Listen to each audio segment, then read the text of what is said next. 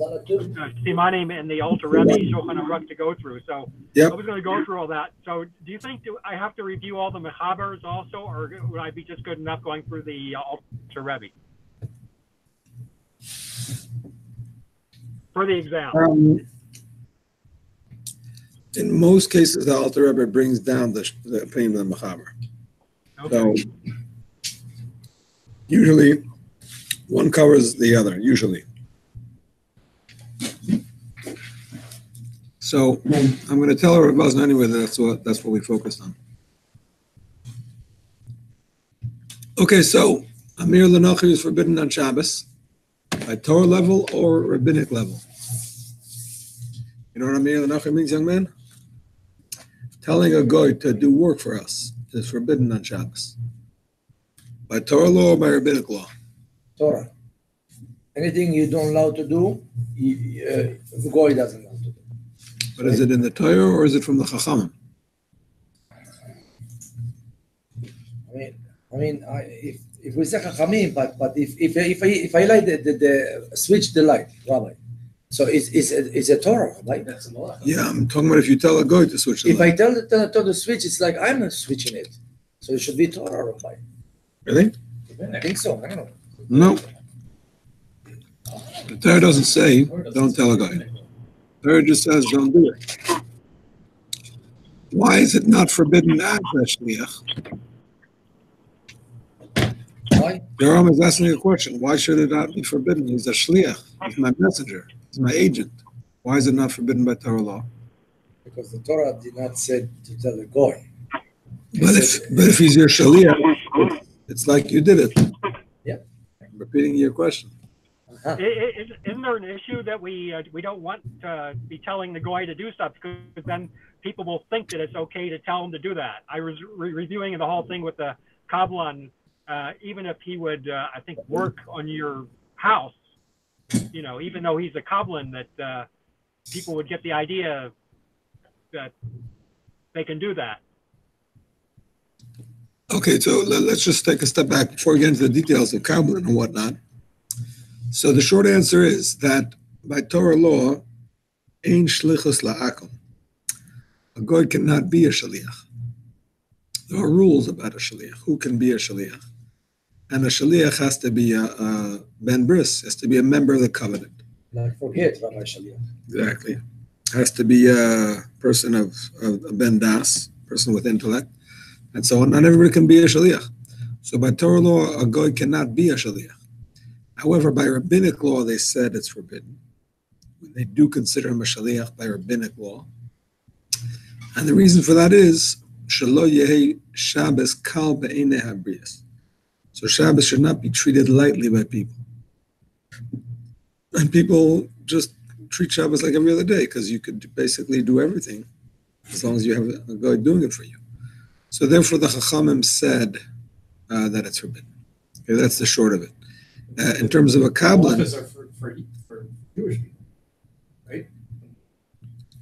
Malachas are Jewish people, but if he's a guy, he can do whatever he wants. Right. No laws for him. But if you tell him, if you would be allowed to tell him to do work for you, then the Jewish Shabbos itself, the Jewish Shabbos, would be disturbed because your house would operate the same way on Shabbos as the rest of the week, cooking, cleaning, and building. And exactly. So Shabbos wouldn't be felt. So they said it's forbidden. Okay. So that's why Chachamim. Exactly. They even based it on the Torah because it says, Kol malacha lo ye'asa lachem. All work shall not be done for you. Not that you shouldn't do it, but it shouldn't be done for you. So that's an expression. It's not the simple meaning, but it's an expression. So it's called an asmachta, a support. So you make it stronger, my question. Lo ye'aseh lachem. Exactly. The goy lo ye'aseh, so it's the exactly. It's called an asmachta. When we have something that is not clear in the Torah, and the Chachamim use it as a support for the mitzvah. It's not a simple pshat. זה לא פשט הפשוט, אבל חכמים כאילו מסמיכים עם הפסוק הזה את הדין שלהם. Okay, so there is another Isser that has to do even with a Kabbalan. And this is what Daniel was alluding to. It's a Kabbalan, with a non-Jew who is working by the job. instead of by the hour or by the day. So there is another halacha about him that is relevant to this discussion, and that is you cannot tell a kabbalan to do work on Shabbos. Even though when a kabbalan does work, kabbalan is a contractor. Which means even though when he does work, he's doing it for himself, because the kabbalan works on his own time in his own way. Nobody tells him what to do. Nevertheless, you cannot tell him to do work on Shabbos. I have a question about that. I had a question first. Okay, good. What's the answer? Why is it forbidden to tell a kabbalan to do work on Shabbos? Maratai. No. Maratai? Marasayan is something else. Marasayan is even if you didn't tell him, if he does it on your property, somebody else could think that you told him. Somebody could think that he's not a kabbalan, that he's a day worker. The reason you cannot tell him is because of Vidaber Davar. It's forbidden on Shabbos to talk about doing work. Just like you can't talk about yourself doing work, you for sure can't talk about a Gentile doing work for you. You can't tell him to do work for you. Not on Shabbos and not during the week either, by the way. You can't tell him on Shabbos, oh, by the way, come here tomorrow, I want you to do this and that. Landscaping, everybody knows it's kabbalan. Nevertheless, if it's on your property, and we told them not to come on Shabbat and they show up. You must send them away. Send them away. But you just mix two different things. Like if you tell a couple before Shabbos, that's shlichus. If then during Shabbos, it's double. On Shabbos is too. It's both. Rabbi. Both. Rabbi. Before Shabbos, it's not double. No. It's Shlichus. Only shlichus. Let's say if a roof, okay, some kabbalan is working Thursday and Friday. Best. Thursday and Friday, rip all the roof. He did not finish, and it's leaking all the water in the house. So he is kabbalan. He allowed to come or to make sure there's no water coming in the house. Yeah. It's a hard question. Terry, we did see opinions that say that you can let a kabbalan do work even in mechubal karka, even in something connected to the ground, as long as you don't tell him to. Because since nowadays so many of these jobs are done by kablanim, so it's not marasayin anymore. But yeah, we had such an opinion, and we said you could rely on it in a shasat chak, a big shasat chak. So ani lo yifsok lacha, aval ulai yesh makom lahatir, aval tzrichim l'shol l'rav. You have to ask. Possible. The correct answer to it is as a basis. The correct answer is that it's by rabbinic law, but the rabbis used a pasuk to support it. That's why, by the way, Anything you please. For Purim. that's why, by the way, we are more lenient with Amirah LeNochri than other laws, right? We have the concept of asking a goy to do work for a sick person. We have the concept of asking a goy to do a rabbinic work for even that very sick person, a little bit sick. Mitzvah, so on and so forth, all those details, because it's not the same as the Jew doing it. Okay. So,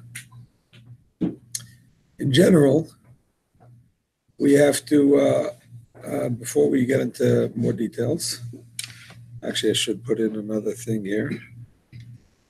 Daber Davar, there. I have to send you an updated version later. Oh, you're right. First one. Thank you very much. That's actually a pasuk, by the way, in Yeshaya. So that has a basis in the Tanakh, even though it's not in the Chumash. Okay. Schir Yoim, Schir Shah, Schir Shana. What do these things mean? It's meaning you don't allow to give him any work because he's working for you. Sachir.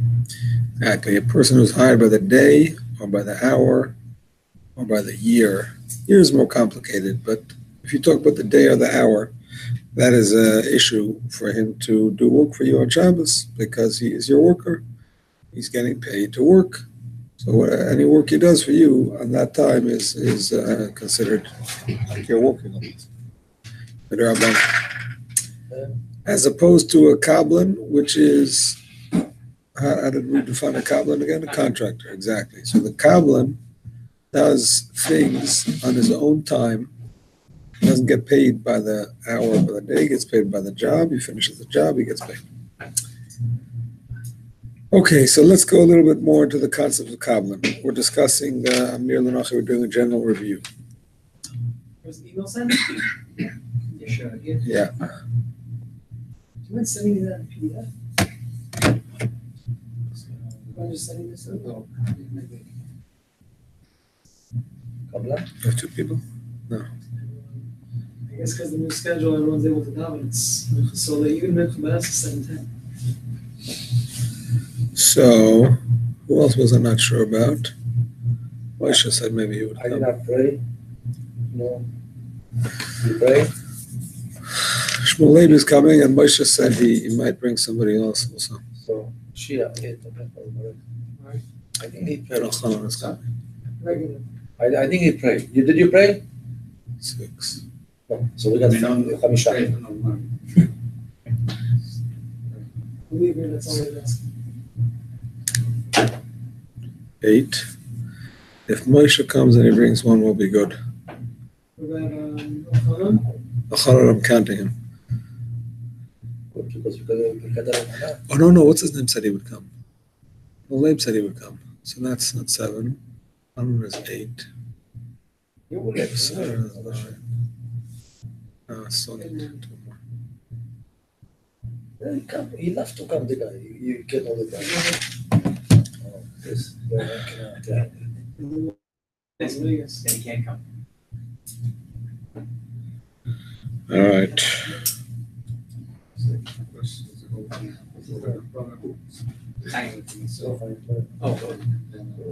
Oh, Michael. He's traveling. You make a phone call to He's traveling.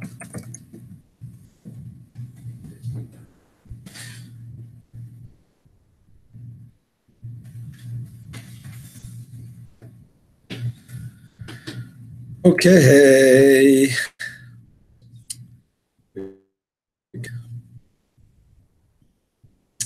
Okay, we said already that you cannot tell the kablan to do the work on Shabbos. Another point is that you cannot make him do the work on Shabbos. What does that mean? That means you cannot give him work that in order to do it, he will have to work on Shabbos. Like on Friday, you know he's going to be on Shabbat. Exactly. So if you give him a job that takes 3 days to do, and you give it to him on Friday, and you want it done by Monday, that's just another way of saying, I want it done on Shabbos. So in terms of dry cleaning, for example, we had opinions that you have to give it to him with time to complete it during working hours.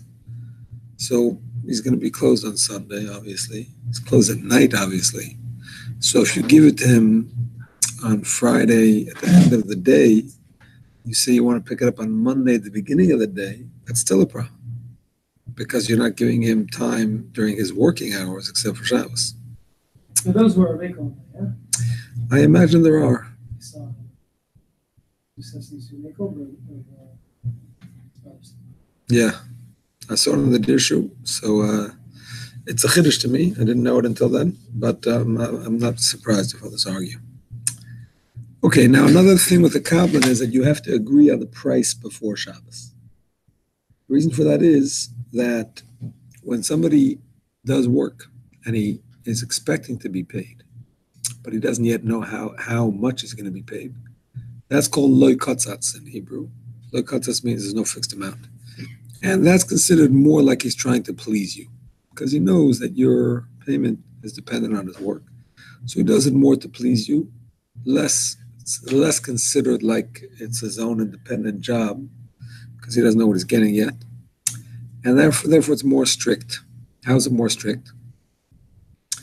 If it's loy katzatz, you can still give it to him, but you have to give him time to finish it before Shabbos. If it's kotzatz, if you made up a price, you can give it to mamash a minute before Shabbos, as long as you tell him you don't need it till Tuesday or whatever. Give him Like time Hayat. to finish after Shabbos.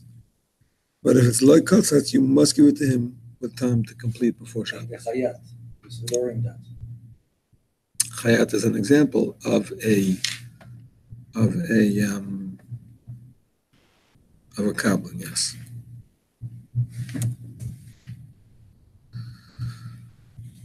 Okay. Now, one of the things that we learned about a Kabbalah is that he cannot be allowed to do work on the Jewish person's property. That means he certainly cannot do work with the actual property. Right? Can't do work building your house or your fence or your field or anything like that. But he can't even do work on your property, not with your property. You need to say, if you have somebody who you pay to do your laundry, that's their job. They come, they do the laundry, and they go. They don't have a fixed pay, saying they don't, whatever. They just do your laundry or do your ironing, whatever it is. So such a job could be considered a Kabbalah. It is a Kabbalah. And if you would bring it to them, they could do it on Shabbos for sure. It's their business. But they cannot do it in your house on Shabbos because of the Maris Ayin factor. Because somebody could see them doing it, they won't know that they're a Kabbalah. They might think they're a regular worker. If a guy's allowed to wash his own clothing in your house, I'm just putting that as a given. You tell me if I'm incorrect. So where's the minor sign? Why can't it just be he's washing his own? Well, that's not the way Maris Ayin works. Because maybe somebody will think it's his own clothes. Why would The they guy's think that? cooking, the lady's cooking in like. You have another question. You meant to ask us another question. You meant to ask, why is it that a guy is allowed to wash his own clothes? Maybe people will think it's your clothes. That's what you meant to ask. So that's a good question. That's a good question. Is it so pashut that he's allowed to wash his own clothes with your washing machine? Yeah. With your washing machine. Is He it likes so to cook his pashut? own food in my house with his own kelim. With his, not with his own kelim, with your kelim. With his own kelim? Is the boy allowed to cook with my kelim? Forget Bishalakim. Oh, I was asking that. Someone asked me that recently. Is that No. Bishalakim? That's Bishalakim, yeah. Okay, good. I told him. It's Machlekes Rishonim, but we pass it is. And let's say he has his own stuff. He has his own machbat and whatever pan and. His own machvat is But not in my not. kitchen. That's not even Maasai. It's his own stuff. That's not Maasai. But I not in don't my know what's kitchen. his and what's mine. But not in my Anybody who's kitchen. in your Rabbi. kitchen who's watching knows. I mean, But not in That's my not- kitchen. I have a Rabbi. guest. I'm at someone's house. that's not. She has his own stuff. It's No, it's obviously not in his so. room. He's not bringing his pots and pans from his room. But it's not in your oven. It's not on your stove. Yeah, Nothing. I have it in my stove. That's No, that's no. your stuff. Oh, you mean because it's the pot? I'm talking about it has to be totally his No, own let's stuff. say it's in my oven. So who said it's so? Who's it's so Cooking partial that it's melting mother? cheese. It's so partial that it's mother. I'm just asking. I've never heard that. Not in your kitchen. Any full person's not allowed to make If it's mutter, why not? If it's not mutter, it's not a. Shabbos day. We studied that in his room, yes, not in your kitchen.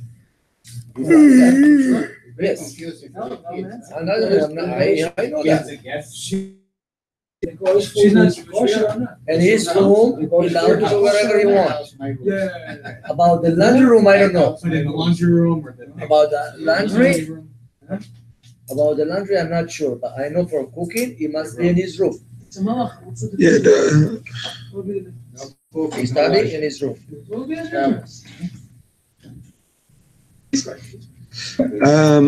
David is asking before I get to your question. Would it be permitted for a cobbler to do work on a construction site you own, even if it's not your house? So probably your own. The answer is no. Cannot do work on any of your properties, whether you live there or not. It's not about living there. Yeah, go ahead. Sorry. Cannot do work on your property, even if you don't live there. Yes. The altar really gives us an example that the shoemaker brings its own materials and everything and works in the Jewish home on Saturday. And he said that after that, even the Jews are allowed to buy the shoes. In the Jewish home? Who said he's working in the Jewish home? What does it say? There's a sample. In the Jewish home? Show us inside. I will. I don't have my book, but I'll show you. For tomorrow. Take 3 books. No. Chimun Bekirur. He has notes. It's sticky. Every chapter.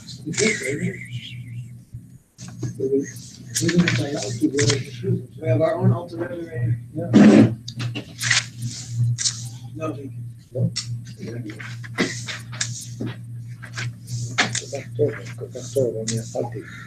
Psikration. I forgot to discuss Psikration. I better have that on the list here.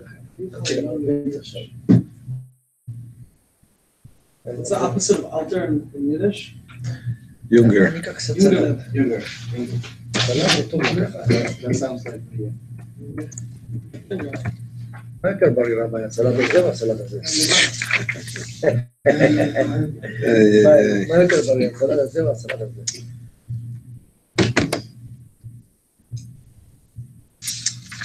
I wonder if I'll answer the question. סוס, תבלינים, like מה ההבדל בין שולחן מרוקאי של שבת ושולחן אשכנזי? זה מרוקאי וזה Caleb. חינוך, לחוסן. שולחן מרוקאי יש שם חי סלטי. שולחן אשכנזי יש שם סלט חי. Yes, you're allowed to allow the domestic maid to fold the laundry, but not to wash.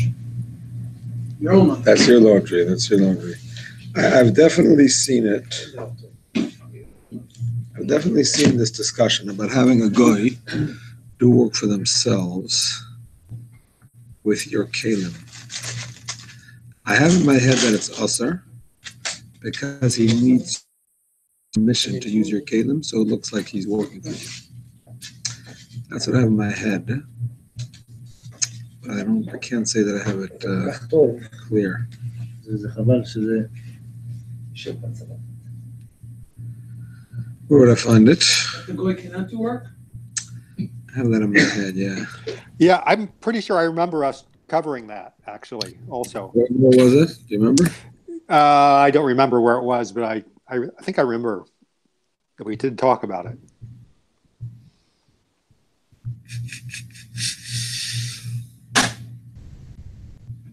Let me check 276. Laws pertaining to light kindled by a non-Jew on Shabbos. Can go start the job before Shabbos and finish on Shabbos? What is out of town? No. If it's your property, no.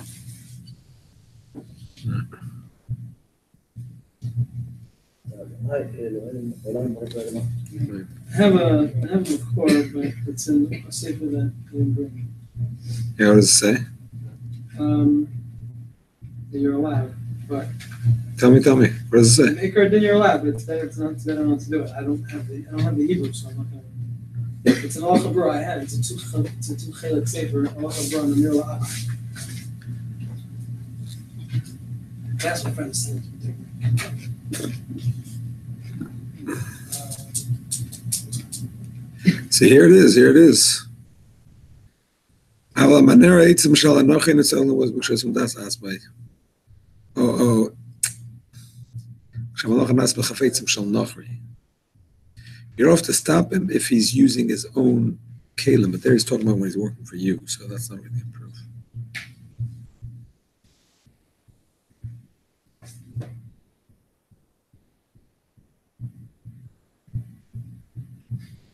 In any case, I wouldn't be inside Amirah. Okay, I mean, where? If you finish the shoes on Shabbos, there's a machlokas. Yeah, that's on his property. That's on his property, not on your property. His property. Yeah. So, I don't have a proof. He talks here about it, about him using his own kalim for you.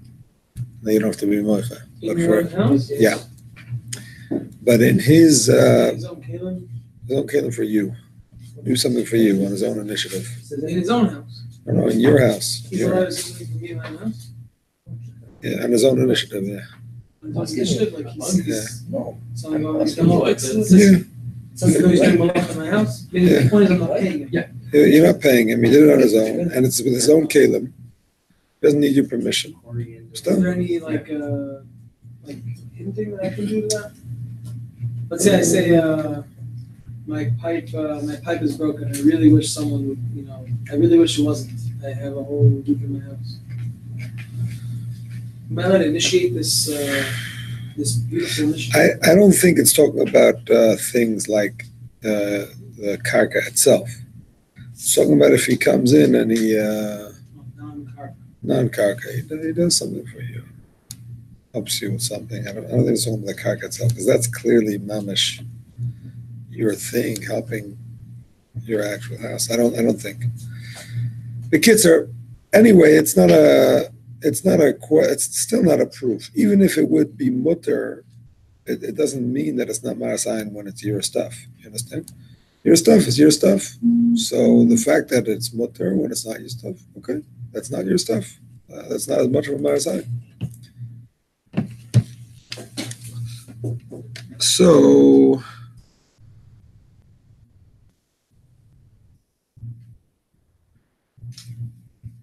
Okay.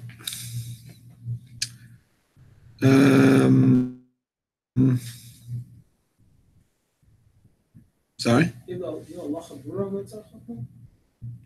I don't know.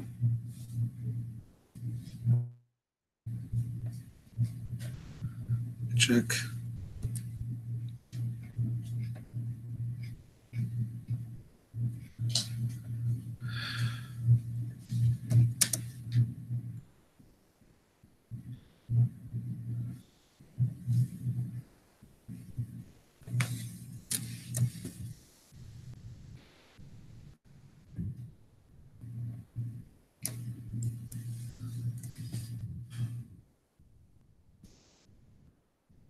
Aloha Brura. Pinchas Erbach? David Yosef. David Yosef, yeah. Amirah LeNochri. Okay, which chelik? Read chelik aleph. Yeah. Daf pei aleph.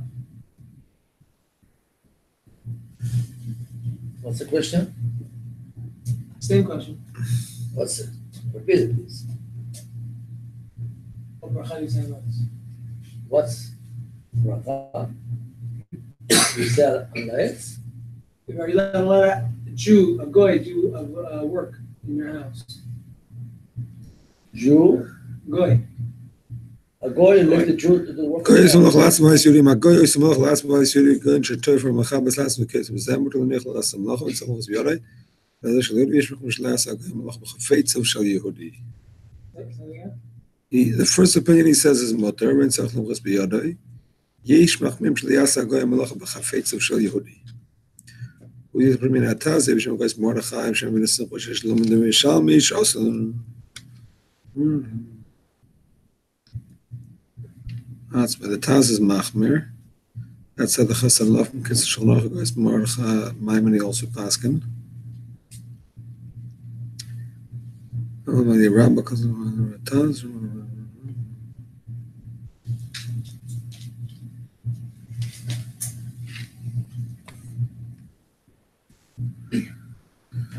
People got to go to the Rabbah. זה קפה, אני לא נגעתי בו. לא נגעתי. קפה בלי סוכר, בלי כלום. This is very harichas, big harichas.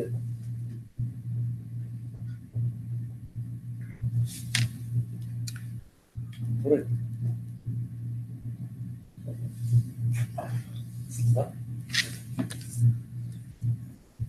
לפעמים?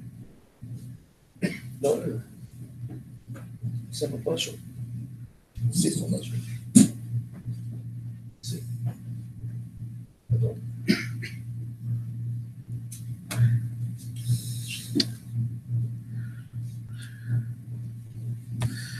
Okay, I don't know. He brings so many achronim. Right. I not so clear.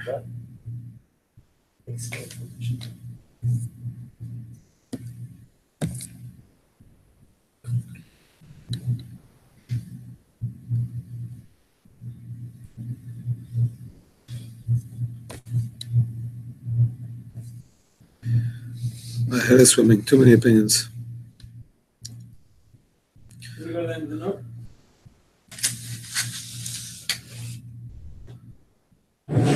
Aruch HaShulchan is making, not like the Taz. Unlike the Taz? Aruch HaShulchan is making. And the Taz is. Taz is, I mean, he has a whole bunch of, whole big machine. Okay, I'll look into it. It just sounds. I want to see if that was actually the. Yeah. The source. I don't see the Alter Rebbe. It seems like the Mishnah Berurah is Machmir. I don't see him quoting the Alter Rebbe, but I think the Alter Rebbe is Machmir also. Okay. Sure. Okay. So we discussed already that it can't be connected to the ground. It can't even be a preparation for something connected to the ground. We need to say it can prepare beams, bricks that are going to be connected to the ground. That's also connected to Maras Ayin. In terms of the property that is the Jew's property, which presents a Maras Ayin, it's only if it's in a Tchum Yisrael. Tchum Yisrael means that it's in a place that Jews live. Or even if they don't live there, they live within the Tchum. They could walk there. If it's outside the Tchum Yisrael, when it's saying no Jew lives in the Tchum, then it's okay. The definition of a Jew living in the Tchum is even the person himself, the owner himself. To say what's Maras Ayin for himself? Yeah, we said Maras Ayin for his family members, and Maras Ayin for a guest that might come and see these things happening. So there it also applies. Why don't we say that it's only Maras Ayin when we do have? Chamein Exer, because it mostly, yeah, because it mostly involves Maras Ayin. I don't believe so. No, don't believe so. Very interesting there. Yeah. Question? No. What is connected to the ground related to Maras Ayin? Because Maras Ayin applies to things that are connected to the ground, because it's Shem Yisrael Nikra alone. Everybody knows the property that belongs to the Jew. So therefore, we extend it even to things that are going to be connected to the ground. So when they're making bricks, they're going to make them build them into the building. That's also a Maras Ayin situation. What about Goy come over to wash the car? In your property? No way. The street. Outside your property is the same thing. Same thing. Oh, good. What if he takes the car and he? So we did say that there are some things that are not connected to the ground, but are still Shem Yisrael Nikra Aleim, the Jewish kind of, people associated with the Jew. And we discussed that in reference to a boat, building a boat. So, but we did say, though, that according to most places, I think it's Machlekes, Taz and Magen Avraham, but I think we said according to Magen Avraham, it's people have to know the owner. Not just that they know it's a Jewish thing. Have to know the owner. So if it's a thing that people know, they can recognize that it's your car, then it would seem to be a problem. Because also your car in the morning, Shabbat, is in the parking now. It's not. The fact that it's not in the parking lot doesn't mean anything. Doesn't mean anything. The question is, here's the thing. Even if it's a problem, it's not a problem to give to the guy. Let's say you give it to the guy to wash, not on your property. Or you give it to the mechanic to fix, not on your property, obviously. When you gave it to him, you didn't tell him to do it on Shabbos. Obviously not. Now, if he does it on Shabbos, right? So it's a Maras Ayin situation. All that means is if you see him, you have to stop him. That's all it means. Doesn't mean you have to tell him not to do it on Shabbos, because you don't have to suspect he's going to do it on You will Shabbos. not see him because he's in a mechanic So garage far away. Perfect. Everybody's happy. Okay. If you happen to be passing by his shop and it's out there in the front and it's open, and okay, It's the minimum and maximum you have to say. you say, please, it's my holy day, please don't work on it today. That's it. If they say, I as don't much as think. you can do. Yeah, I don't think there's anything you can do if they say no, because they already gave the job. You didn't tell them not to, and Don't wait for the answer. Go. You did your side. yep. How's that owned by a Jew and a non-Jew and the Jews minority owned, like in the corporation? 49% the Jew, 51% the corp. Okay, so Then Very good question. this is complicated. Should A be house, a business, what is it? this is a Airbnbs. They buy Airbnbs. Me and Carlos. My Carlos is Jewish. I don't know about your Carlos. Okay. So you and Carlos are Airbnb. So what's your question? your minority owner. And you have work done by going Hablan on the property on Shabbos.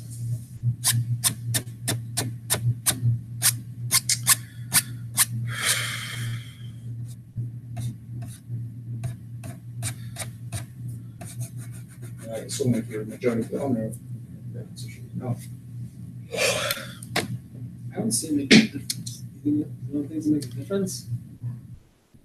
I mean, let's put it this way. In general, we did say that partnership situations are not ones that involve Marasai.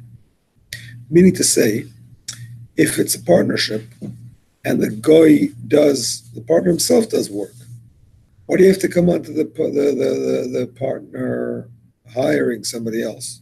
Partner himself, he does work. It's his property. You're going to tell him not to? I'm getting 49% then. I understand. It's allowed or it's not allowed? It could be Shem Yisonico. It could be that's at your house. No. We discussed this and we said, because we discussed the question of partnership, how are you allowed to allow the goy to operate your business on Shabbos? We're talking about when 3 days, Rabbi. we're talking about when you made a proper Shabbos arrangement. You have to have made a proper Shabbos arrangement anyway. You understand what I'm saying? Which is that he gets the profit from Shabbos and you get the profit on one of the weekdays. That's a general thing, right? But if you made that proper Shabbos arrangement, so the fact that it might be Maras Ayin because you're a part owner, we said is not a problem because partnership is not a new thing. People know there are partners, and if they see you're a partner and he's a real partner, we're not talking about a crackerjack partner. We're talking about a real partner. So we said there's no Maras Ayin. So if there's no Maras Ayin for the goy to do work himself, I don't see why he shouldn't be allowed to hire a kam. You know what I'm saying? Let him do the hiring. It's his business. So he can drive a truck that says Cohen and Gomez. Gomez. And Gomez. As long as it says and Gomez. It has to say Gomez. That's the halacha. What can I do?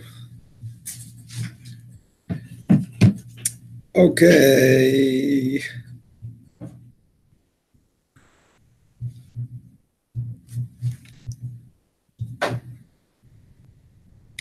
Now, if the goy was hired to do work at their leisure, we already discussed this. I don't know why I'm saying it again, but What leisure? leisure, at their leisure. Like they used to have people who would sew their clothes for them, copy their books for them.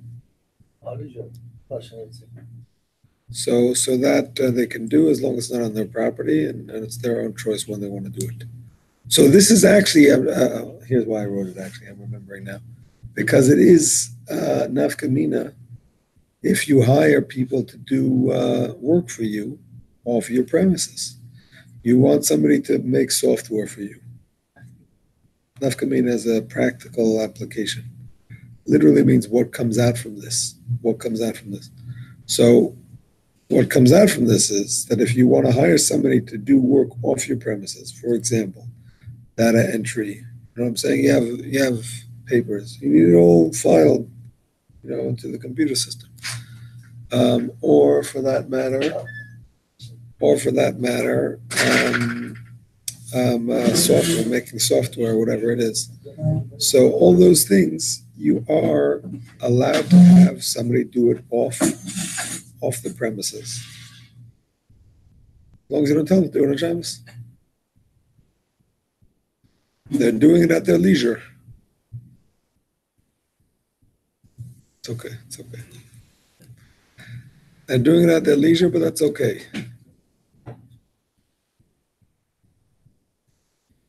Salat. Okay. Oh, we said one exception to this issue of a Kamlin doing work for you when you don't tell him to do it on Shabbos is if it's a case where you need it done on Shabbos. Even though you didn't tell him to do it on Shabbos, it could be a problem. Example we gave is that you're leaving town and you need it right after Shabbos, but you know you can't tell him to do it on Shabbos. You just tell him, just do whatever you want. And you're planning to come after Shabbos and to hope that he did it.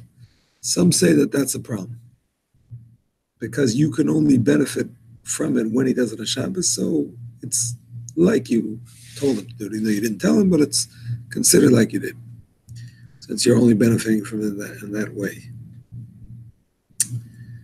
Okay. If the guy is using his materials like a shoemaker, there's no need to fix price beforehand. Okay, here's an interesting one. If a guy is making shoes, he's a Kabbalah. Shoes Kabbalah. And he finished it on Shabbos, which is permitted. It's no problem. Are you allowed to benefit from those shoes on Shabbos? Is there any isser? We know generally when a guy does something for you, you can't benefit from it on Shabbos.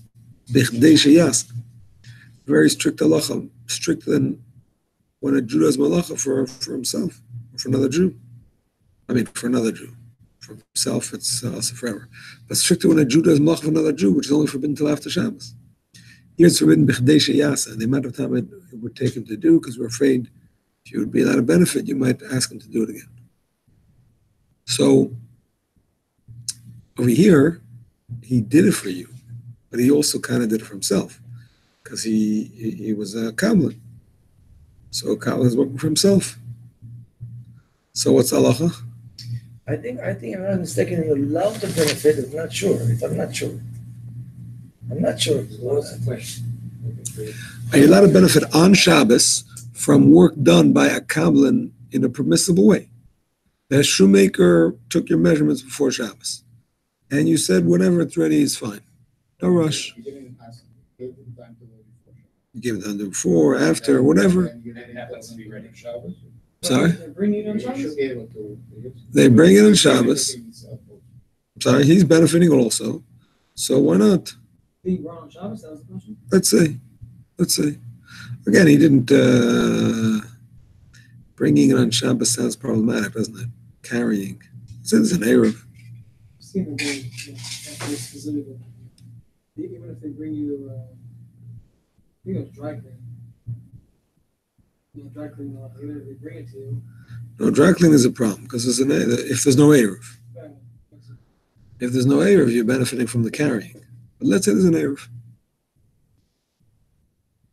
Dry cleaning is a good example. Dry cleaning is more machmir than the shoes. I mean, Why? we learn about the shoes. Why? If you could be makel for the shoes, which is a whole beria chadasha, it's a new shoe. The suit was already a suit. He cleaned it. Video. The difference because he made it with his own materials. That is different. With his own materials is even more lenient. With his own materials, even more lenient. Because there, it's not even a Kabbalah. It's his own materials, it's like he made it for himself, and then he sold it to you afterwards. There, it's considered that he made it for himself. There is still a question of muktzah. Is it considered muktzah? But we said, gomer b'dei adam, something that is finished by man, in a way that is permissible for man to finish it like a goy. So some say there's no muktzah, there's no noilad. But some say there is noilad. But I don't think so. I think we're lenient on gomer b'dei adam because we're mekel on noilad in general. Mekel on noilad in general in Shabbos. Question about doing it on Saturday, Excuse me. taking possession of it. What? Again, please, loud. Is that considered a kinyan when you take possession of it?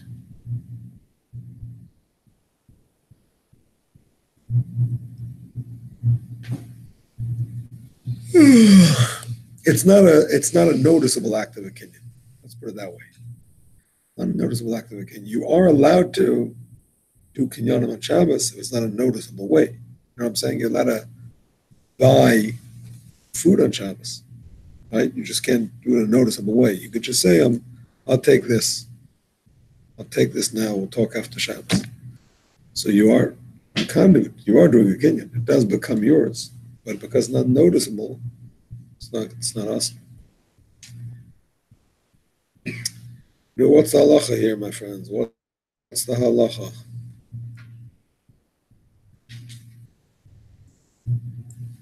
How to benefit from that? The shoes.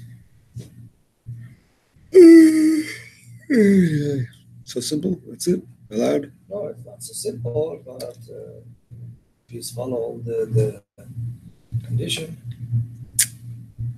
I don't remember.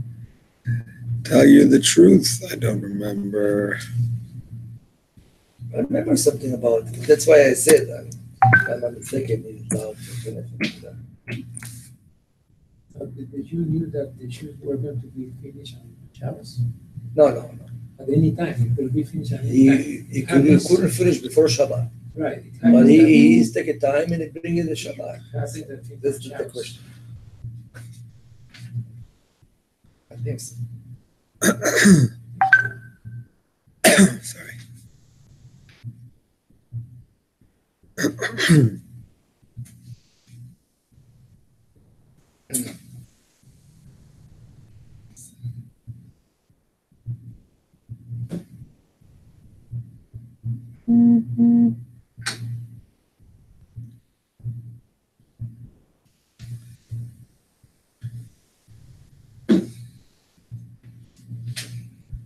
You know, Rabbi, Dagmar and Daf Yomi, it's Basar and Chalav. All this, Yeah. this is Marmash Tanuk. Everything we started. כן יש לנהג לכתחילה אם לא שצריך אליו הכלי בשבס, שאז יש לה. לכתחילה you should not use it if it's made by kablanas. But if it's a tzorich Shabbos, if you need it for Shabbos, if you have no shoes, you could use it. Shas adchak, case of need. But if the guy made it from his own kelim, mamish his own, and he didn't have to sell it to you, sell to anybody he wants. So then it's only a muktzah issue, and the main halacha is that it's mutter.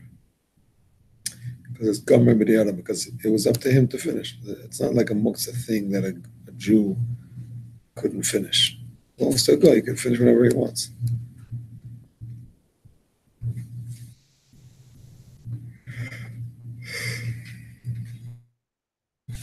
Okay.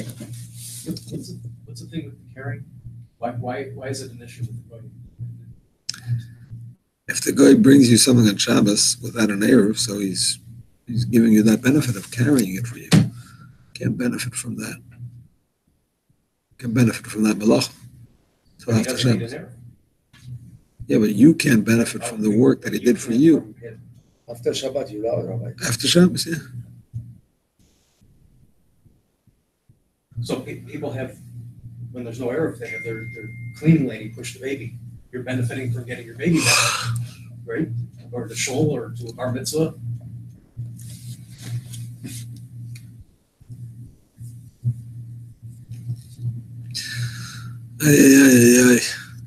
Or is that really wrong that people do it? It's definitely not simple. Definitely not simple. What's the Why walks heter? alongside it, the people at the shul or whatever. What's the heter? No, you tell me. Is there a heter? I asked the class. For a good push the shovel with no error. Yeah. I know, Rabbi, he does. I say there's no heter. Neil says there's no heter, but Yoram says he knows a rabbi. I know, Rabbi, before he was a roof. Now with Young Israel extension, the Eruv all the way, Johnson, I connected the connection for the Johnson. Yeah, so what do you say? So what did the rabbi do? He took a goal before, not in young Israel. To do what? To cross the street between. What do you mean to cross the street? This street is Noir. This cross the street, Sheridan. Yeah, from Europe to Europe. So what he would push? The guy pushed from there to there. What, the carriage? Yes, with the baby. Yeah, what do you say, Ania? Yeah, I was just saying, I was taking a class with Rabbi Tauber out here, and he said that, at least, in the Arab here, he encourages people to use the Arab. So people can bring, can do these sort of things, that women shouldn't be stuck at home. So I'm thinking if, so therefore you can make a diuk, then really you shouldn't do it. If you don't have an Arab, you shouldn't do it at all. I don't know if it's a diuk. Well, but, hashkafa. Yeah. Yeah. The company he tells the worker finish the shoes out of the Arab. Once the showers is finished, this outside Arab bring it over to the cover, which is an Arab. Bring it over to what? Bring the shoes to the cover that is inside the Arab. Can't benefit from the work that he did for you. Rabbi, it's To wear them. So the answer is it's not simple at all. How a goy push a baby without an Erev. Not simple at all. Now, that being said, I'm not going to say it's all forbidden in all cases, but it's not simple at all. What do I mean? I mean, a child who can walk, so you have the concept of a chai noises atzmai, person who's able to walk, a live person is considered to carry themselves by Torah law. So therefore, the goy pushing them is only a rabbinic violation, and therefore, a rabbinic violation through a goy for a case of a mitzvah or a great need. Go to the synagogue. So that's where there's room for leniency. Yeah, like I think we talked a week or two ago about if there's a bris, you can bring him to his bris. A guy could do that. That's a definite mitzvah. That's a definite mitzvah. Yeah. But here it's much more vague. What's the mitzvah exactly? Is it a mitzvah for a woman to go to shul? No. Harsha Zachar maybe. But the rest of the year, there's no mitzvah. There's no mitzvah for a woman to go to shul. There's no mitzvah for a woman to go to shul, meaning there's no mitzvah. I'm not saying chiyuv of a mitzvah. No She mitzvah. doesn't receive a mitzvah for going to shul. What She's mitzvah? not chayav in Torah, but she doesn't receive a mitzvah for going to Torah. For learning Torah, she can learn at home. But don't No. you cannot do sin to go to synagogue. But in the case of a woman doing a mitzvah, she's not obligated. Not obligated. That's not the mitzvah that we're talking about. Let's go to a mitzvah. Not That's chayav not- in, That's not what we're talking about. That's not what we're talking about. And as far as going out to eat, is that a great need? It's not a great need per se. You could say in the conglomerate of all the Shabbosim of the year, to have to stay at home every single Shabbos and not go out, okay. In the conglomerate, you could say it's a great need. But is there a great need every single Shabbos in this particular time to go out? No. So I'm not going to say, I'm not going to give that heter. Not going to give that heter. Not that anybody's asking me here in Miami, but it's not a simple heter. Okay. A Jew may not go to the home of a craftsman to pick up their stuff. Even in a case where the shoes are permissible, the Jew can't go to the house of the shoemaker to pick it up, because that's Marasayan. Also, if you finish, If he brings them to you and there's an Erev, okay, fine. Or if he's the intermediate guy who doesn't actually make it. You know what I'm saying? That's also okay. But you can't go to the house of the craftsman on Shabbos and pick something up, because that looks like you're doing you deals. can meet him in the street. Or reserve. I mean, you can't. This whole thing is only if it happens to be that he finished on Shabbos. You can't discuss with him beforehand. Bring it to me. Okay, The whole thing is, if it happens to be that he finished, okay.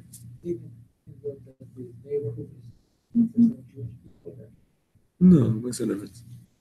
Didn't Marizani? I mean, if there's no Jew in the whole neighborhood, maybe. I don't know. The whole Tchum Shabbos, maybe. I don't know. Can you imagine that they go to a store and get the shoes? Where did you say that? I don't know. Can you? It's the same way you go to a store and get some food. I mean, you have very old shoes. Elchanan is coming. You walk into a store, I don't know. change shoes and go out. Carry it too.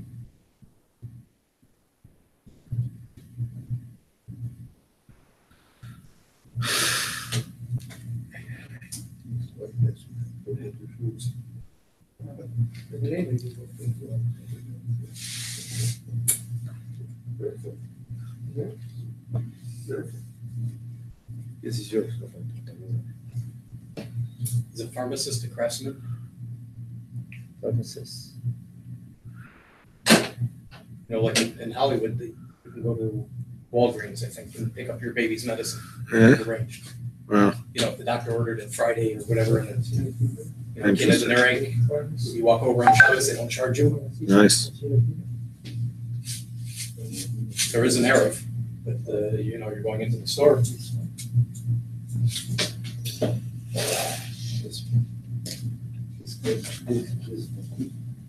This, I like this. אלם כן שהנוכר אינו אומן כלל, אלא הוא חנווני הלקח מהאומנו ומויכל לאחר. שאז מודד לקחת להפעיל בבייסי בחנוסה, you're right. לא בבייסי ספר לדרך החוי ומאמרס. You're allowed to get it from the store, he says. That's correct. Because the point is that in the store, it doesn't look like you ordered it. The store he buys, he sells. If you go to the craftsman, it looks like you ordered it. Like you ordered it from him to be ready on Shabbos. So that's the answer for the store. So you like to go to Winn-Dixie and tell you know the people over there, I'm taking a milk, I'll pay you tomorrow. I'll pay you. You can't say the word I'll pay you. No pay you. You can't say the word I'll pay you. Discuss it You later. say, you know I can't pay you on Shabbat. You know I can't pay you You know today. I cannot pay you Shabbat. Thank you, bye. We'll see you tomorrow. We'll discuss it tomorrow. And it's okay? Yeah.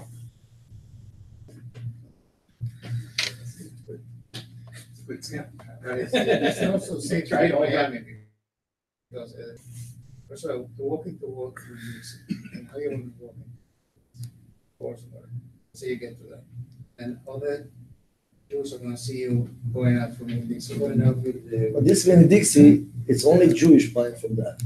You know, all the neighbors. The Jews are the problem. Most of them. I'm telling you. No, The Jews are the problem. Same thing. And all they know only the Jewish. I employ us too My also. sign with non from Jews is probably worse than Polish.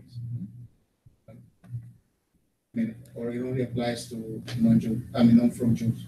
No, applies to both. Applies to Jews. Primarily to Jews. But what's worse than a non from Jew sees a from Jew doing something they can suspect is wrong? Or a goy. No, not from Jews, worse. It's worse. It's My neighbor, it's only Jewish, most of them. only from And Jews. this Winn-Dixie is only From Jews. only 80%. Okay, so that 20%, they see you walking out of Dixie and meet on Shabbos. What is the chances that Winn-Dixie's going to give you something like that? I know. I was given the I'm not sure it's halakha. It's a small grocery store. It's a small grocery store that knows you. They might know. Okay, like there are some Jewish stores. I think even Winn-Dixie, they know all my kids. you go when you want some more, like the liquor store. You need some more liquor, like in the Yom Tov, you go in there. You know, like to take them because he knows it. Nice catch. And they're open on Shabbos? No, they open for you. In other words, hell of a- I need something. You don't just set a price. It's a mom and Take what you pop. want, they give them later. Well, they store, they don't know who you are. Okay, I'm not seeing in Hilchas Shabbos. In Hilchas Yontif, if I'm not mistaken, Hilchas Yontif, it says that you have to go into the store from the back. So that it shouldn't look like the store is opening in the regular way. I don't see that in Hilchos Shabbos, but it could be it's the same. You can stay all day in the back. You don't open the door for you. The door's closed. It's closed. Okay. Here's a halacha, which relates maybe to something Rafael discussed with me. I remember at the end I didn't give a heter, but I don't remember exactly details of the shaila. But here's the halacha: if there's a fair in town, and the guy, and you want to get something at the fair, so you can't give the guy at fairs on Shabbos. Can't give the guy money and tell him to buy it from me, because that's the day of the fair. If the fair is on Friday also, then you could tell him, buy it from me whenever. But it's Shabbos, it's up to him. But if the fair takes place on Shabbos, so what's the problem? How do you get around We it? study that. Yeah. So it's the same thing as it's a fire. If someone will cover that, he will not be lost. He will be benefit or something like that. So here you go. You tell him, yes, and shinui. If I always say that the words exactly. Here's what we said. Here's what we said. Okay, yes. You could lend him money, and you could say to him, listen here, there's a fair going on. Here's some money I'm lending you. If you buy this object for yourself, I would be happy to buy it off of you on Sunday. No, but we discussed a similar thing. We study that. Right, I remember I said I can't give it. I don't know. I have to hear the shaila again. But here's the thing. So it's your money, and he knows you want it, but when he buys it, it's his money because he borrowed it from you, and he doesn't have to sell it to you. He could keep it. Yeah, he'll have to pay you back, but that's okay. What was the shaila you asked? You said you weren't going to allow that because that's a Rama? Rama, yeah, but what was the shaila? What was the details? Someone needed to buy something online on Shabbos. Yeah. So you allowed for the Jew to tell the goy that if he buys it, so he will the Jew will buy it back from him for a little bit more For profit. For profit. Right. And then I said, can you give him his credit card or can you give him money for him to buy it before Shabbos? He said you can't give that. So the money would have been mutter. The money would have been mutter. Because that's a loan. The credit card not, because that's using his money, basically. What halacha is this? Just let's see if you're ready.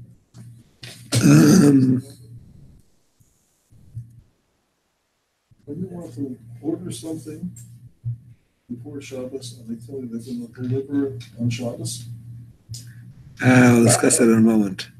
Rabbi, not a credit card, a gift card. Gift card you can give to anybody, right? It's some money in the card. Because the credit card, you have to give him all the information of your secret. Gift card, it's a difference. No? It should go uncle. I have no uncle boy. I do.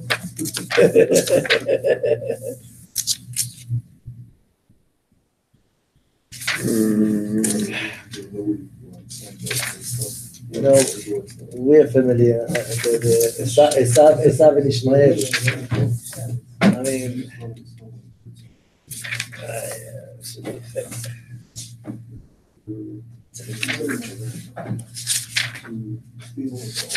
there's money. Two honest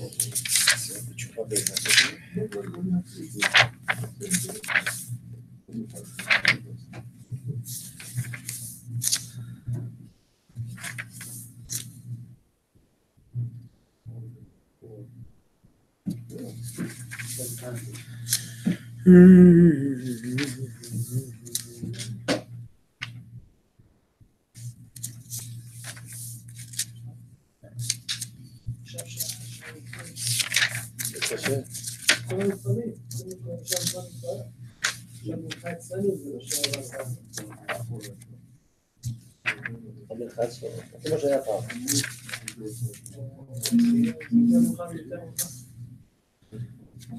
כמו שהיה פעם. זה מה שהיה פעם. שעה לפני המשחק.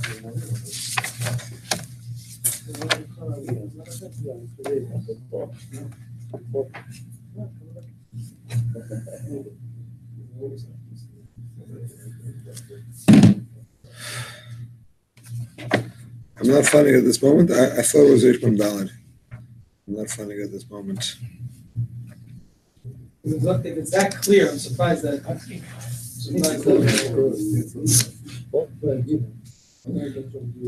Yeah, it says it clearly. You're allowed to lend him money and tell him that you're going to buy it back.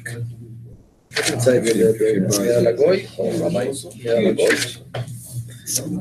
is a Kiddush, yeah.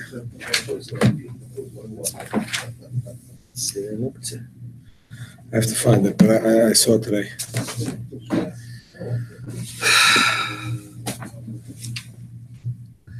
Okay, my friends. Should have written where I got all these things from. Okay, so Tovas Ano, we discussed this previously somewhat. Tovas Ano means when the guy is doing something because he expects to get something in return, but he's doing it on his own. Different than Loy Kotzatz, which is when he's told that he's going to get paid, but he's not told how much. Here he's doing it on his own, totally on his own. So the halacha is that in general, as a general rule, you don't have to stop a goy from doing something for you if he's doing it on his own. However, there are exceptions to that rule, important exceptions. First of all, if it's a benefit that you are going to get for your body, you're going to get some physical pleasure from it. Then it's also because it's considered like he's doing it for you. Usually, Tovas Ano is considered doing it for himself. Because what does he get from it? That you owe him a favor. You're going to do something nice for him. So that's for himself. But when you're getting a bodily benefit from it, then it's awesome. Which is, by the way, the same thing applies to a kabbalah.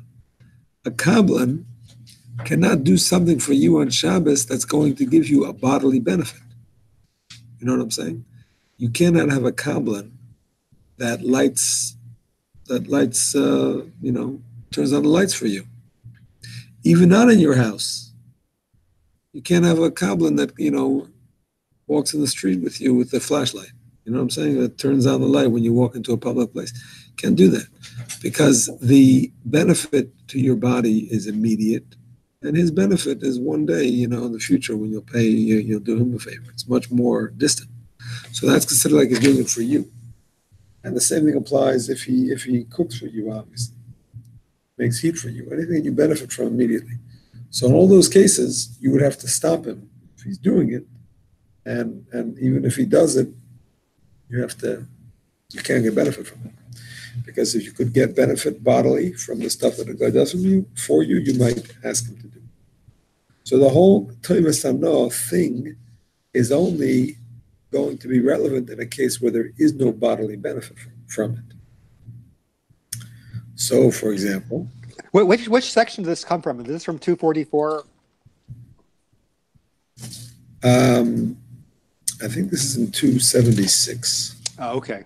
I believe this is in 276, and a little bit of it is also in Shin Chaf Hey. Shin Chaf Hey, 325. The 325 discusses a guy who is feeding your animal on his own. He's cutting grass and feeding your animal. So there, you're not getting any bodily benefit. The benefit to you is that you're not going to have to feed him your own grass. But that's a secondary benefit. Amirah LeNochri.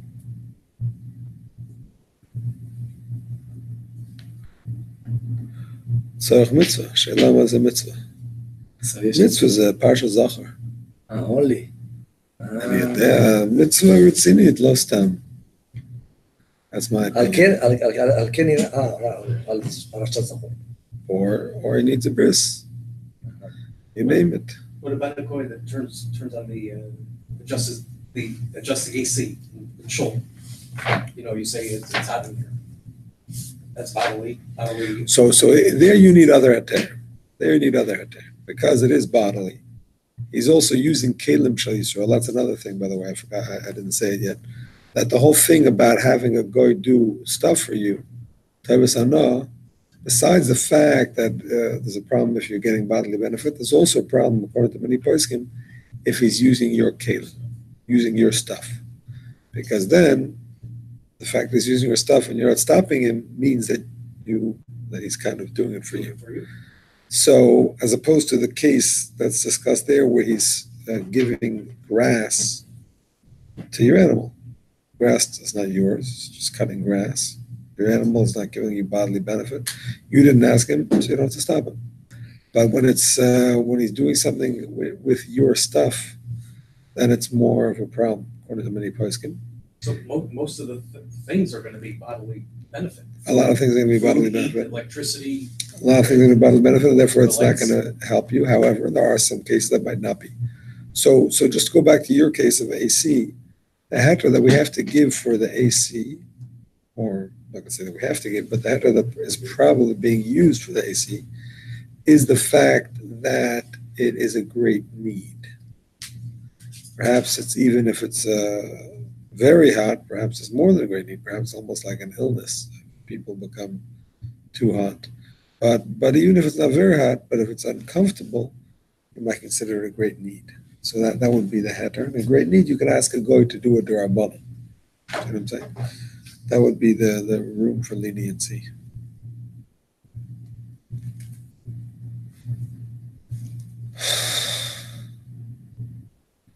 And I want to tell Chanan because he's number. What is he number? He's only number 8. Let me think too.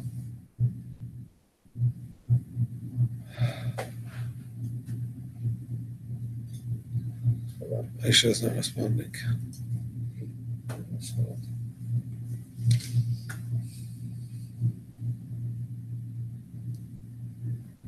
Okay, good.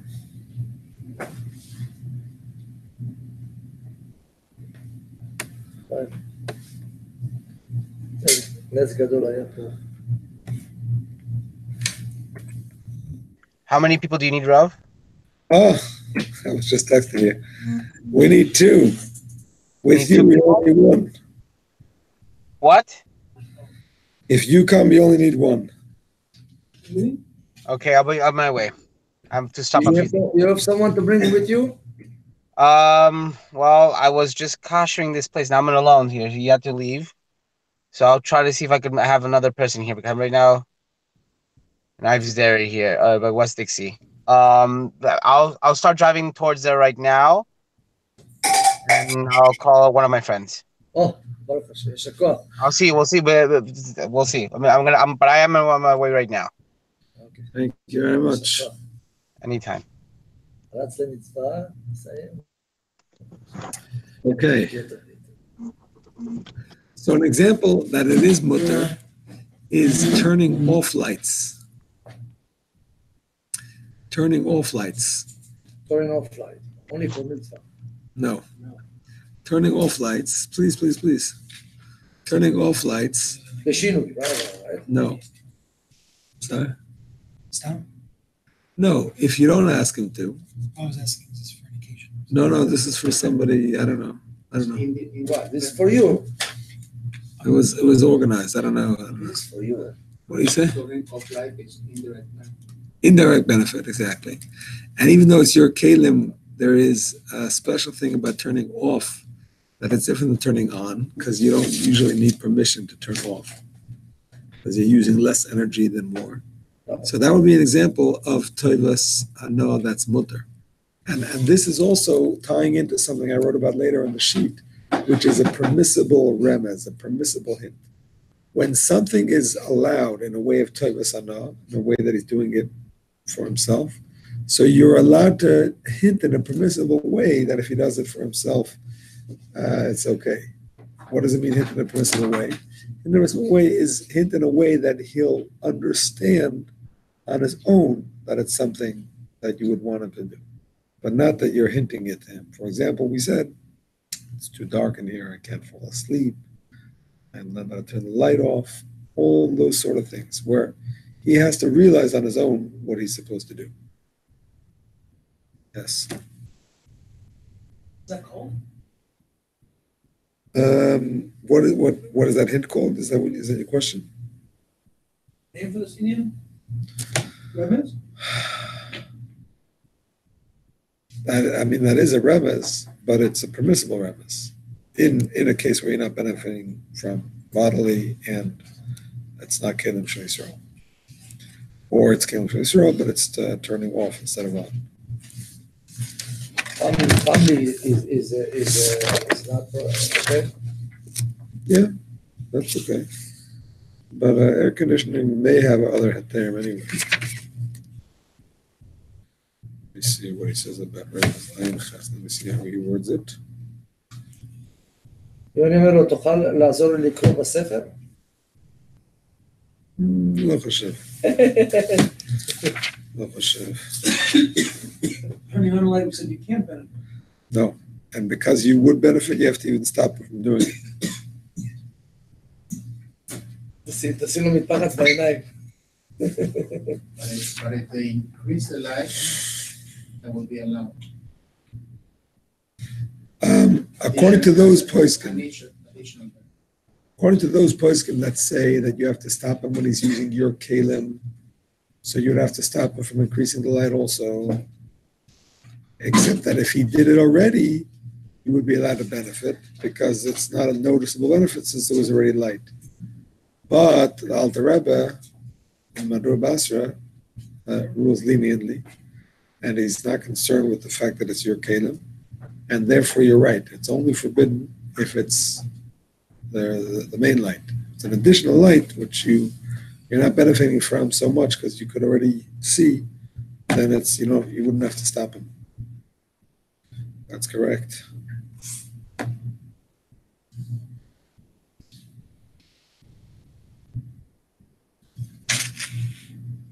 Remez shaloi b'derech tzivui.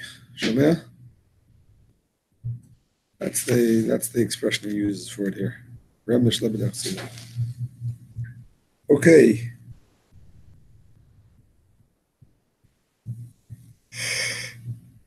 Arasayim. Some say it's also b'diavad, some say not. Now, just to go back to the situation of something we didn't discuss yet, so we're not going back to it because we didn't discuss it yet. But we said in 243 that there are some businesses that you're not allowed to even rent out to a goy to operate because they are businesses that are usually not rented out, but usually the owner runs it himself. And therefore people will think that it is a business that you're owning and he's just running for you.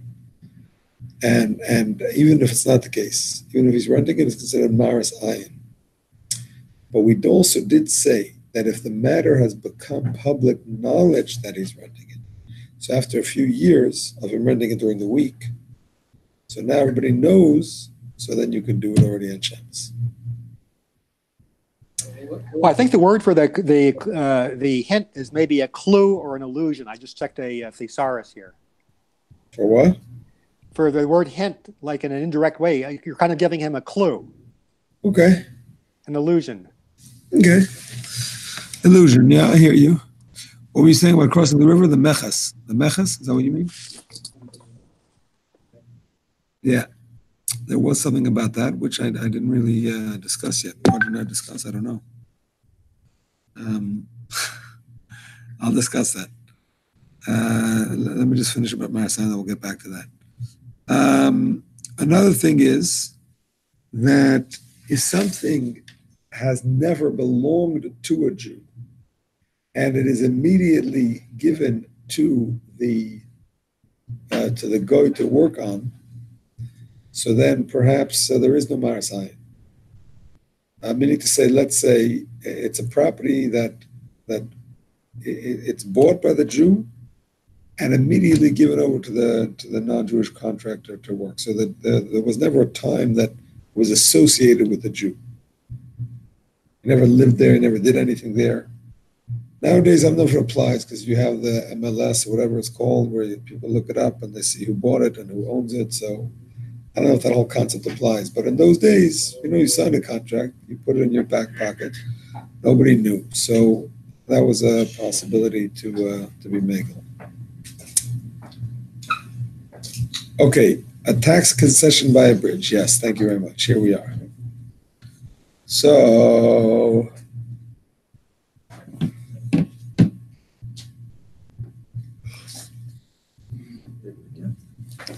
we're missing one. Ayudi is that?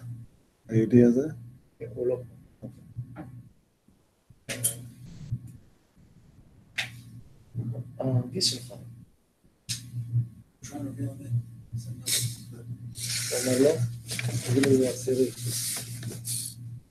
All right. Any order on the review? Yeah, I'm up to Maras Ayin, exceptions. Number 5, Maras Ayin number 5. So this is exactly what you were asking about. There was a heter that if you bought the rights to collect the tax when people cross the bridge, that you could give that job to a goy who's going to be a kablan because he's going to take a percentage.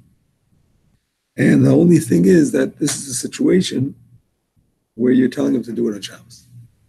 Normally a kablan, you don't tell him to do it, he does whatever he wants. But here you're telling him to do it on Shabbos. And the reason we allowed it is because in the end of the day, it's only Maras Ayin. And because he is a kablan, so even though you're telling him to do it on Shabbos, but you're basically telling him to do his own work on Shabbos. You're allowed to tell a goy to do his own work on Shabbos. It's his own work.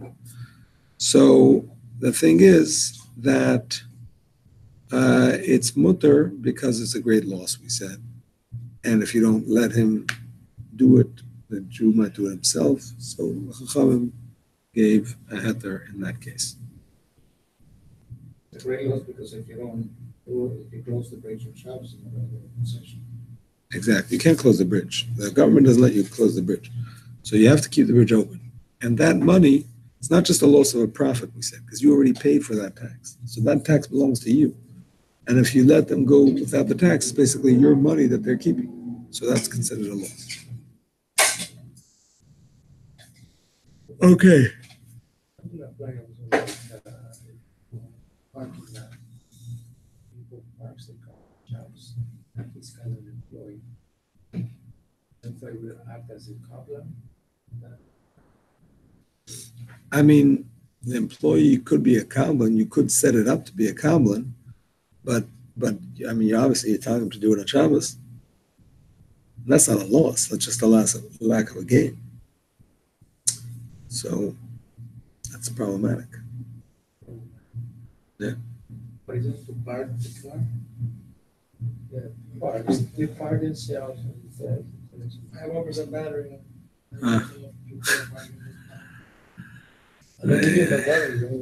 Thank you.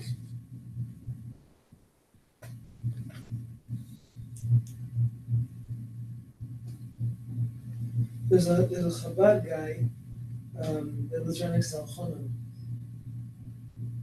I don't know his name. He davens here. I think he's divorced. That's Hanan.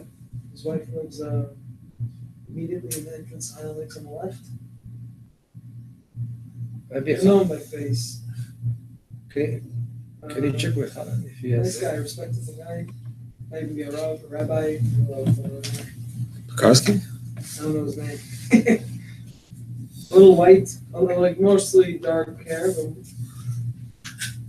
kids are, if you can ask Ilhan if you can bring them. Oh, that's good.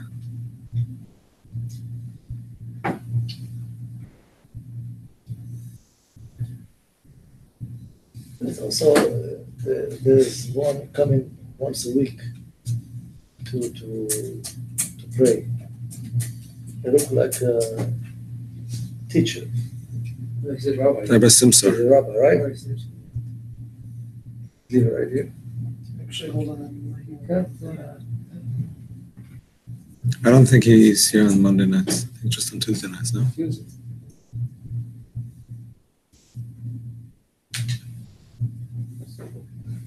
Yes. Fine.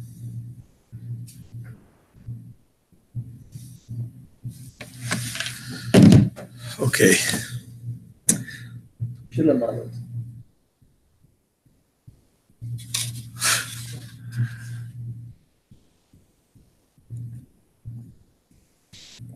All right, Rabbi Sai. So, when it comes to renting a business to a guy, we already said it has to be one that is normally rented out. So it should be Marasayan. When you rent that, you cannot rent something separately. You cannot rent Shabbos separately and get an income from Shabbos separately. Now, here's an interesting halacha. A person should not rent objects that are going to be used for malacha, specifically objects that are used for malacha, should not rent those objects out on Fridays. Normally, there is no Isser Shvisas Kalim, right? Everybody knows that, yeah? Only Chayot. Only Chayot and Behemot, correct. Shvisas Kalim is not a problem. The fact that your Behemoths, that your Kalim are working is not a problem. So you would think that you're allowed to rent out your Kalim, should be allowed to rent them out a minute before Shabbos. Agala. And the guy does work with it, why not? He rented it. Even if it's for an extended period of time? Yes. If it starts on Friday and then he does work on Shabbos because it's so close to the time of the rental, and you are, after all, benefiting from the rental, not from his working per se, but from the rental, you're benefiting financially. It's not like a loan. So therefore, it looks like shlichus. But also, if he's rented for months, It looks like he's working for you. I rent a business. I was just thinking that I remember seeing that you're allowed to rent out your carpets if you do a block on Friday and give it out for the weekend. What's that there? I have no idea if we're going to saying to do that. It is a machlekes Rishonim, but I believe the Machaber is Machmir. I believe the Alter is also Machmir. I think it's the Rif. I believe it's the Rif that's Machmir.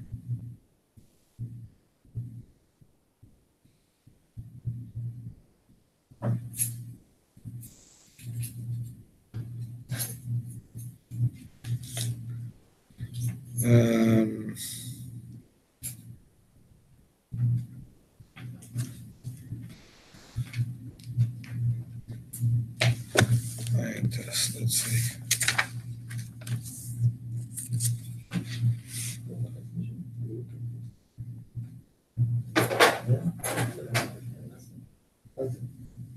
Nobody run.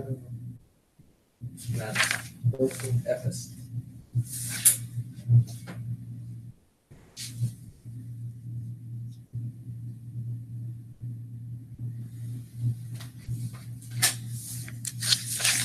You need someone with Davin or no? Haran Davin? I don't think so. Check. Why he's number 6? Yes. Oshia, et, Amecha, Uvarech, et. He's number 6. And what about the guy that's coming? He pray? I don't know. Oh, with him we have 6 also? We have here 5 no pray. So we need one more. One of them. Yeah, I'm pretty sure he didn't have it. He was kashering. He told me a while ago he was going to kasher. It's not a problem. We just need number 10. We just need number 10. Okay.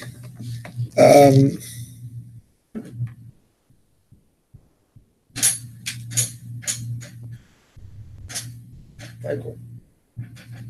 Thanks, Michael. We will send the. Remember once renting a car in Lakewood on a Friday, they did not charge from a Jewish company, they did not charge me for Shabbos. That's nice. So if the terms of the lease are in a way. That's a nice idea. Yeah, the whole thing is that you can't benefit from it financially on Shabbos. You don't benefit, that's fine. But I don't know if people do that. Yeah. In your case, they did. I don't know if it's a general thing. So what you're saying is I'm realizing is actually the Machaber.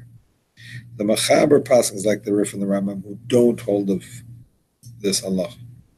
But the Rosh, What do they hold then? they hold that it's Mutter Gomer. On Friday. No problem at all. That's what I remember also. Yeah. The Ramah is the one that's Machmer, and that's the Alter Paskins. So, yeah, it's a question for Ashkenazim. Something to think about. I know the answer. So, in the exam, we say there is an opinion that says that a good answer. We need to. It's a good start. We need to. It's a good start. It's a good start. Opinion. No, it's just a good start. Should know the halacha. No, you don't need to know who says it, but you should know the halacha. If you say there's different opinions, but the halacha is this. You don't have to be able to say the Riv, the Rosh, the Alter Rebbe, the Taz, the Magen Avraham. That's extra credit if you can say it, but you should know the halacha. You know what I'm saying? If you don't know the opinions, you know the halacha, that's good. If you don't know the halacha, you know the opinions, that's also good. You know what I'm saying? The rabbi at least knows you learned it, even though you don't have the final thing. Something. Okay. When you are renting, no matter what day of the week, once again, the Shabbos cannot be charged for separately. It has to be part of the Havlah. A few days together, a week together, whatever it is. Or like we said, if the day starts, 12 p.m. to 12 a.m., whatever, or 12 a.m. to the next 12 a.m., whatever. So then it's Shabbos is always part of Friday and Sunday. In general, whenever renting or lending on Friday, the goy has to leave the property before Shabbos if there's no Erev. He's taking your stuff out. He has to leave the property before Shabbos. There's no Erev. This is a general thing. The goy comes to your house to borrow something on Shabbos. If there's no Erev, you can't lend him anything. Because if he is seen taking something out of your house, it will look like you told him to take it out.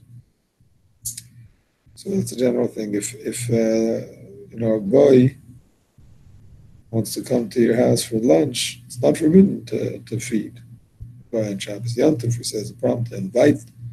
Maybe you'll make more, and so on and so forth. But if it's on Shabbos, you can give him food, but he has to finish it there. You can't take it out with him.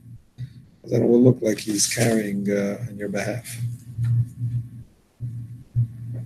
Someone should write a contrast on things that can't be done when you move to a place for Erev.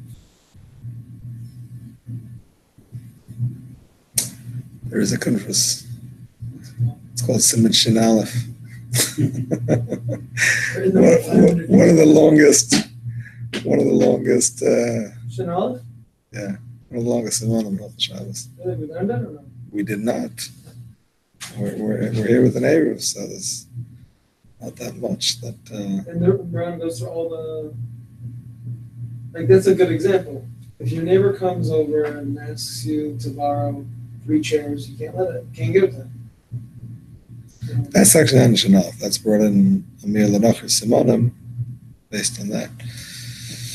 But Shanaf is most of it. Okay. Rules of protest. This goes together with what I said before, but number one, if the Jew will benefit badly from it on Shabbos, one must protest. The guy does it if he wasn't asked to do it. Something implies when the guy's using the Jews' objects, utensils. If the guy's feeling something and not expecting to pay, one need not protest. We already said that. Okay. Number Bidi Evet. A house built by a Schir Yoim is usher for a Jew to ever enter. Yes, this is one of those halachas that enter. What's the question again, Rabbi? You're not allowed to walk into that. That's What's the question? That's interesting, Shala. Can you sell it? Saw it brought down. I forgot the answer, but I saw it brought down on Amirah LeNochri. How are you? Not really. Now we really need a million because you're number 8. Oh, yes. Ay. Yeah, what did you see? What did you see? Tell us. Help us out here.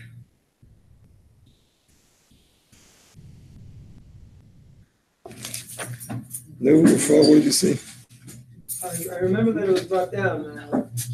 I don't remember what the answer was. I don't want to say stem because I had something in mind, but I'm not positive. But I did see that that's discussed after it was broken down. So.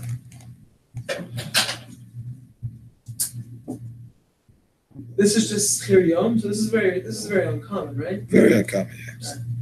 Schir Yom is very uncommon.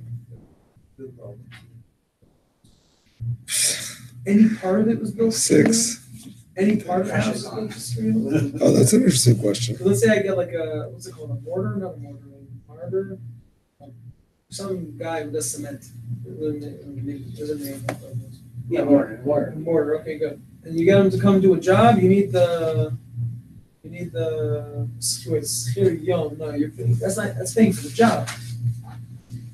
If I get a mortar and I tell him I need my garage to be cemented, that's not Schir Yom, right? That's Depends on how you make an arrangement with the guy. no, but it's usually on the job. It's not usually I can pay you $500 and spend your whole day cementing the house.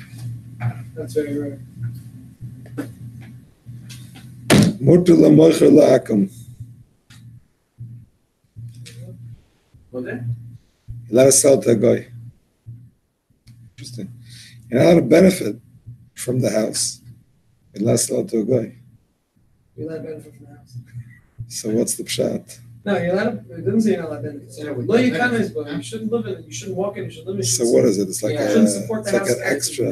Get rid of the house. Somebody in the neighborhood, somebody told me this, and somebody in the neighborhood had their house built, and it built during Shabbos, and the Rav, one of the shul says, they had to, don't go into the house, don't even go there to eat if he invites you. Wow. Like, he was like, I was like, I didn't know, like, wow. It's pretty heavy.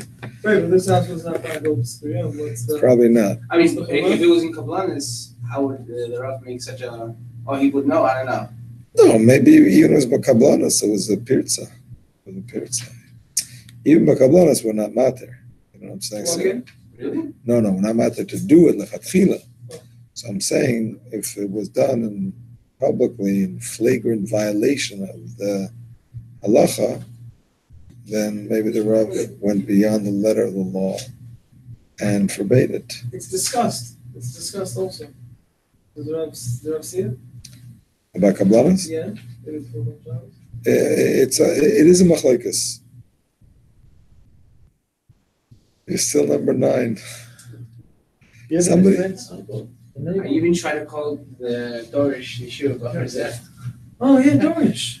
Darash, That's a good. do you have a neighbor? Somebody said you had a neighbor? Do you have Behar's number? You have a neighbor? Somebody said you had a neighbor, like a Lubavitch neighbor or something. Yeah. I don't have his number. Oh, no, it's nowhere at least. Can you ask him? I tried to call one of the Baruch, but He's they're not like mostly asleep. They are not asleep. So he Sorry, told me, I think I told him, we've I been said, come to texting me, I think people. they got lazy. For a minute, we're sleeping. They're sleeping. That's for sure. That's right. Let's see if they could come. Worst comes to worst, I'll just drive over there yelling. There's Baruch right here, literally in the corner of the Dorish. I was right there for 4 years, like you could that. Rabbi, are you still at yeshiva? Would you be able to send one boy to the Highland Lake Shul for a 10th of Bar Minyan? Yo, yeah, that's right. Yeah, let's pray on my phone. You only do? What are you doing? Well, Shem Tov says, no, if you have 9 left in. I don't know. Baruch.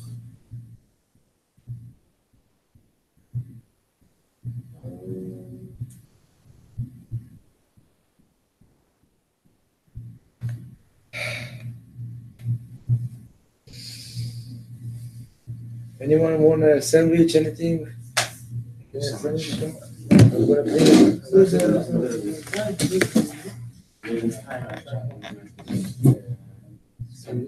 Contradiction, one of the objections would be great financial loss. Showers. Sorry, I meant to call Barup's cell phone. What's your question? So if great financial loss, it would be What's his name? special exception. Not for schaya. Great financial loss could allow kamaras ayin, not schayim. Schayim is a regular Amirah LeNochri. Regular Amirah LeNochri is not permissible for great financial loss. Can you please go to Shvus to shvus, a double derabanan. You know what I'm saying? It's not a derabanan. Building a house is a deraisa. in the side room? Even if you're hiring contractors, hiring workers, that's not like. Yeah, but it's not even a financial loss. Who asked you to build? That's a financial loss. Don't build. Yeah, you'll see the light on in the room. So we're waiting for you. They're waiting for you. We are Baruch Hashem. Arat mitzvah. Muslim. Shkaya. Thank you. אליהו הנביא שולח, אני יודע את זה. Okay, Rabbi Isai, just to finish off. So, just to understand this halacha,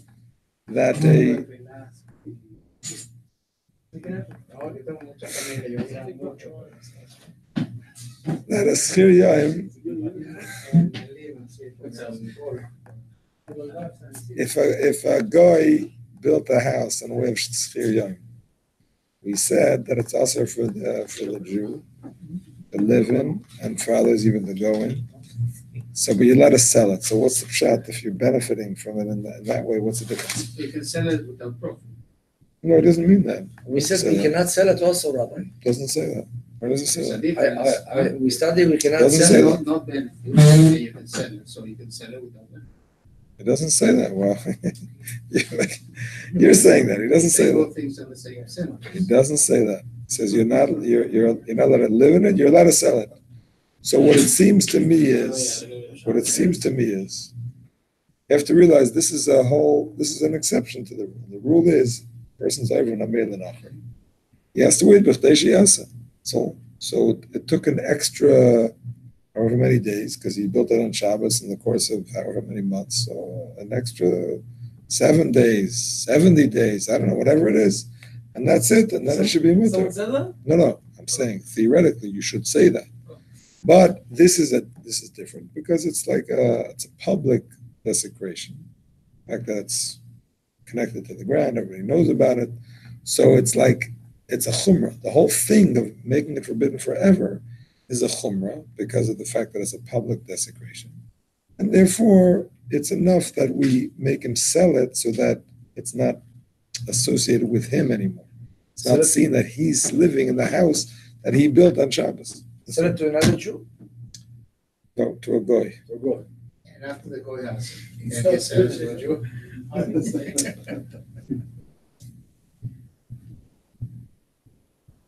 Or the house has to be. The custom to show the meshiv tinyana the liisor la'acher mutter achakach l'kneis ma'anachri.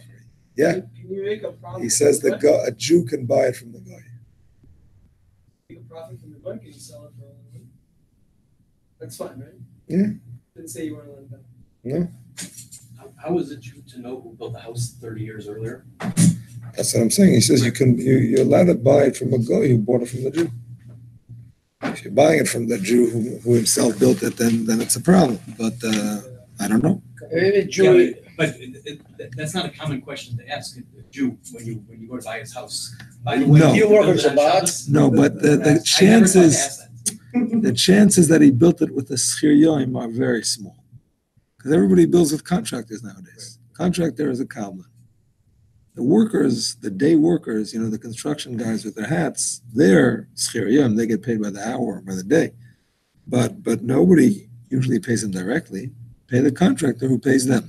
So Probably the second Jew knows that it was done like that, and it's They're just doing this as an artifact to bypass a last province prohibited.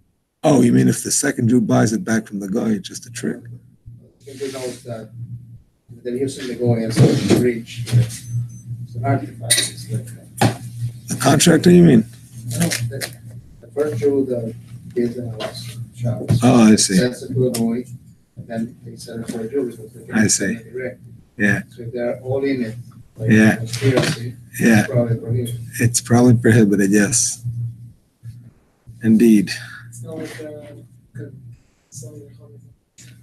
correct. You mentioned that the previous. Sorry? Previous the owner can sell it, they can buy it from the. No, not the previous owner, no. We do it for Kata Levana also after that, right away. I didn't do it yet.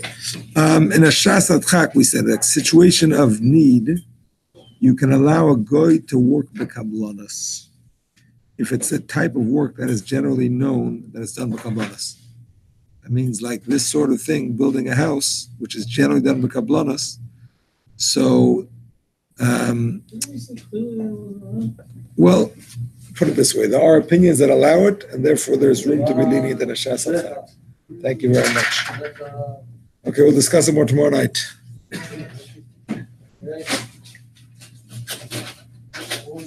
Break. Good evening, everybody.